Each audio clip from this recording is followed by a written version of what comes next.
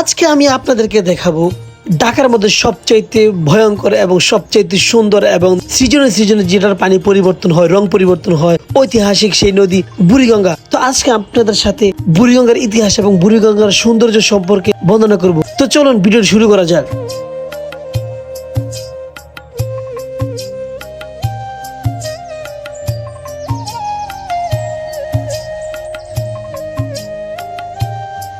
ঢাকার প্রাণের ধমনীর নাম বুড়িগঙ্গা নদী। এই নদী শুধুই পানির ধারা নয়, এটি যেন জীবনের বহতা গল্প।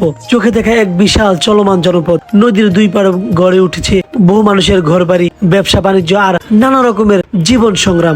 সকাল হলেই নদীর বুকে জেগে ওঠে এক ভিন্ন জগৎ। সারি সারি নৌকা, ছোট ছোট ডিঙ্গি, মাঝারি আকারের ট্রলার আর বিশাল আকৃতির লঞ্চগুলো যেন এক একটি ভাসমান গ্রাম। এই নদীতে রয়েছে এমন মানুষ যাদের জীবন ও জীবিকা দুটোই এই পানির উপর নির্ভরশীল।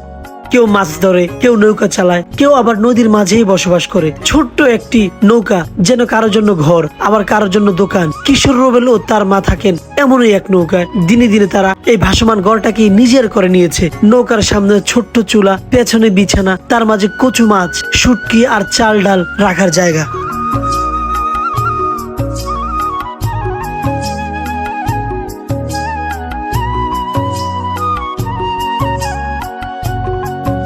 নদীর দুপারে ঘেঁষে দাঁড়িয়ে থাকে বিশাল লঞ্চ। কেউ কেউ সে লঞ্চেও বসবাস করে। ভাসমান লঞ্চকে সাজিয়ে নেয় একটি ছোট বাসার মতো। দেয়ালে কাপড় টাঙিয়ে আলাদা করে নেয় ঘর। সেখানে রান্না হয়, চলে পড়াশোনা, আবার গান গায় কেউ কেউ। সন্ধ্যা নামলেই নদীর বুক যেন রূপকার এক আলো ঝলমল শহর। লঞ্চের জানালায় আলো, নৌকায় হারিকেন, কোথাও কোথাও বাজে বাঁশির সুর। বুড়িগঙ্গার পাড়ে কামালপুর, শ্যামবাজার, বাদামতলি এইসব এলাকা গড়ে উঠেছে নানা রকমের হাট বাজার। সেখানে নদীর পাশেই বসে কাঁচা বাজার, ফলের বাজার। নৌকাতেই বিক্রি হয় তরমুজ, কলা, শাকসবজি। আবার অনেকেই নদীর পানিতে গোসলও করে থাকেন। কিন্তু এই নদী শুধু জীবিকার উৎস নয়, এর বুকে আছে আনন্দের রঙও। ঈদের সময় বা কোনো উৎসব এলেই সাজে নৌকা আর লঞ্চ। বাচ্চারা হাসে, বুড়িরা গেয়ে ওঠে পুরানো গান, ভেসে আসে হাসির কলরব। বুড়িগঙ্গা নদী যেন এক জীবন্ত শহর। পানির উপর ভেসে থাকা ঘর, মানুষের ভালোবাসা, দুঃখ আর আশা নিয়ে গড়া এক অপূর্ব জগৎ।